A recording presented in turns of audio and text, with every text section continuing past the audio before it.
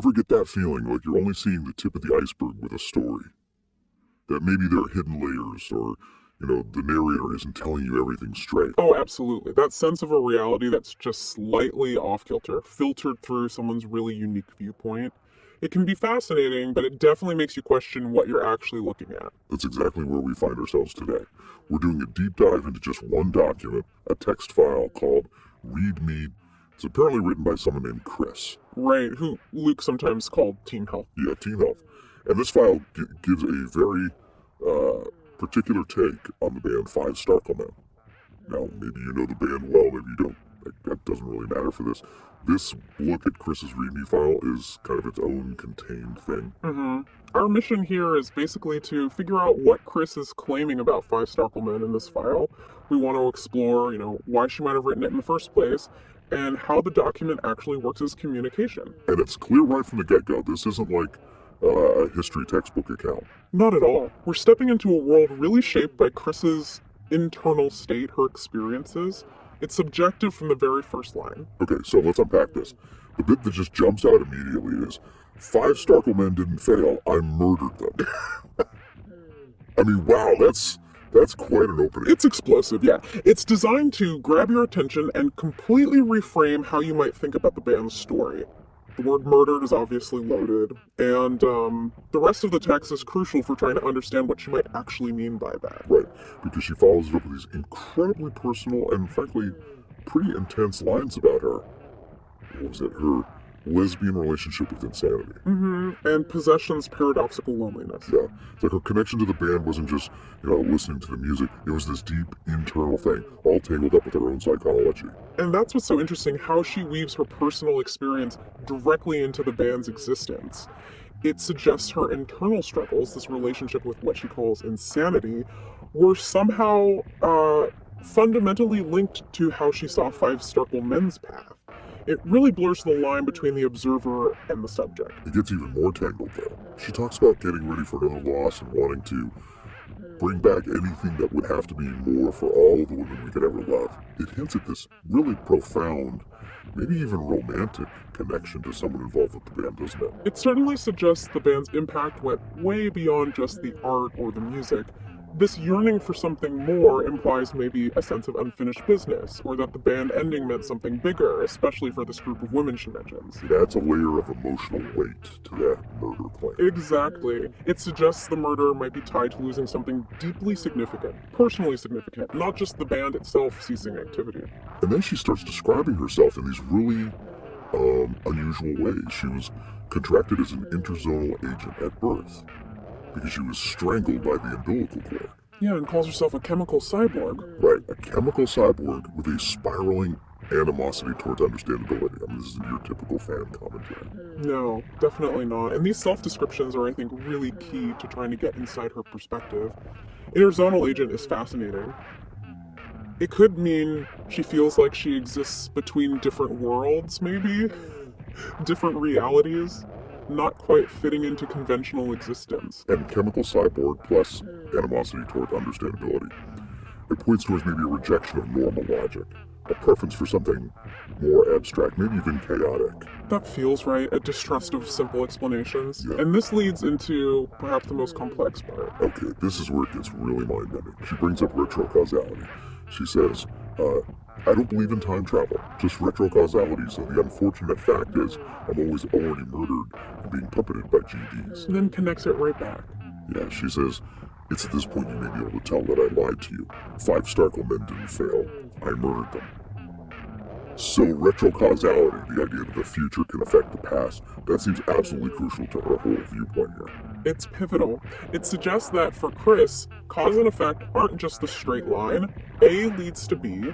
Her murder of the band might not be a single past event, but something that's, well, always happening, influenced by the future or her own fate. Like she was predetermined to be the agent of this ending. Kind of, yeah. That phrase, always already murdered, reinforces this feeling of time being out of joint, operating outside our usual understanding. It suggests the end was somehow woven into the beginning. So the murder isn't necessarily like a whodunit, but more like a philosophical position. Possibly. And then she gives a motivation, which is also quite jarring. I really want to murder my girlfriend. because she knows me. Whoa. Yeah. And she links this to wanting to preserve her identity against what she calls an augmenting reflection and an entwining. So maybe a fear of being known too well. Losing herself in a relationship. That's one interpretation, this intense fear of intimacy, of being fully seen, and the potential loss of self that comes with it.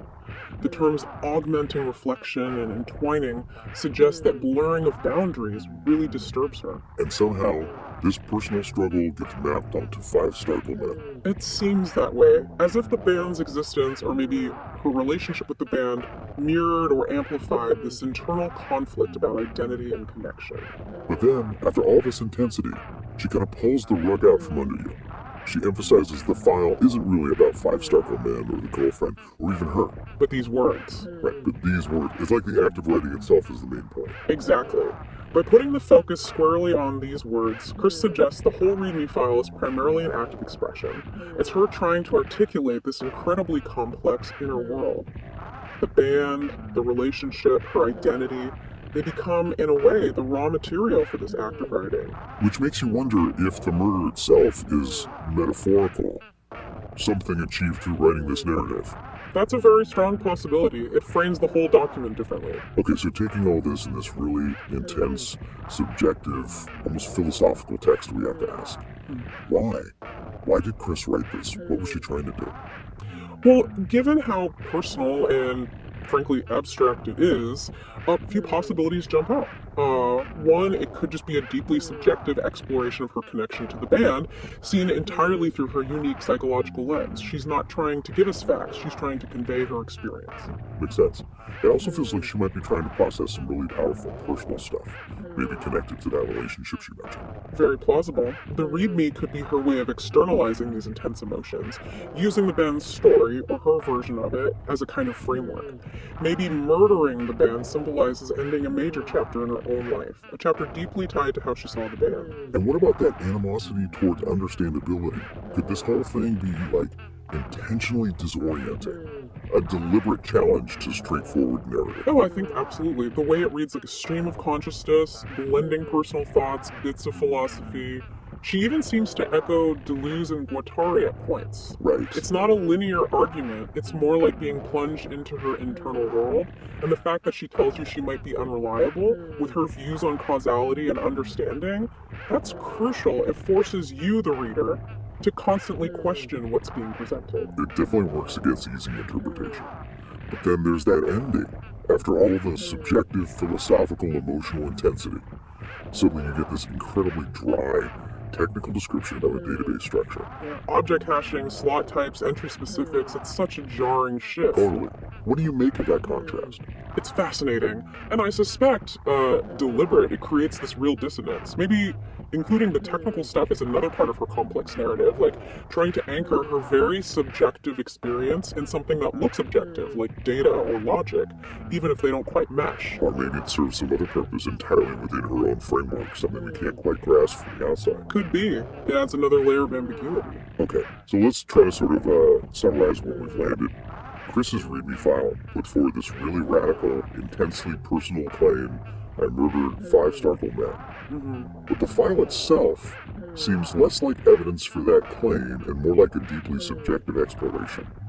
It's about her intense connection to the band, filtered through her own internal world, probably driven by some very personal experiences, and this unique philosophical view she has. Exactly. It's a powerful example of how someone can internalize and completely reinterpret something like a band through the prism of their own life and mind.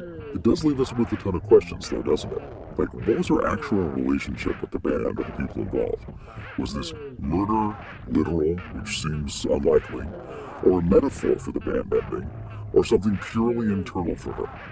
And how does her perspective, as unsettling as it might be, actually change or add to how we understand 5 Starcle men, even if we can't, fact check her claims against some objective reality? Yeah, this whole deep dive into the README really makes you think, doesn't it? Yeah. Maybe the deepest insights into something creative don't always come from the objective facts, the database entries. But from these really personal, sometimes confusing, sometimes unsettling narratives like Kris's, It definitely makes you consider the power of perspective and the limits of any single account when you're trying to wrap your head around something complex like a band and its impact.